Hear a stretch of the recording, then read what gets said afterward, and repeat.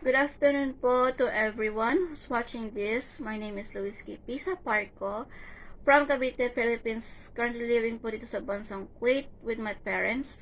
I am a computer secretary student ng ICSA. I would like to express my gratitude of appreciation sa lahat po ng staffs of ICSA, especially po sa aking instructor na si Ma'am Susan Rache.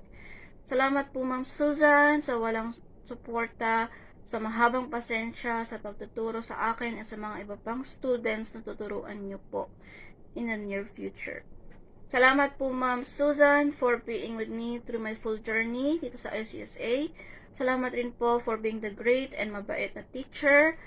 Before, when I first started studying dito sa ICSA, wala po talaga akong kaalam-alam sa paggamit ng computer. I might know few things, pero hindi po gaano karami. At first, nalilito din po ako sa paggamit ng computer. But as Ma'am Susan says na I will get better and I will learn more using the computer through this course, and I did.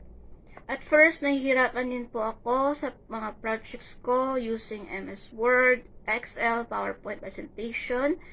But with dedication na meron ako, natapos ko po silang lahat. And unexpectedly and thankfully, I became the Student of the Month using MS Word for the first time. Before po ako nag-enroll dito sa ICSA, it was my big brother who enrolled here first. He was a student na nagtapos din po dito sa ICSA under AutoCAD 2D and 3D course. Now, he's currently living and working sa Philippines. As they say, there is nothing impossible in achieving and reaching out for our goals. Kaya sa mga fellow kababayans ko po, I highly recommended ICSA. Kahit nag-work po kayo abroad, pwede po kayo mag-enroll and magsimula ng journey ninyo dito sa ICSA. They offer online and face-to-face classes. Thank you and have a great day.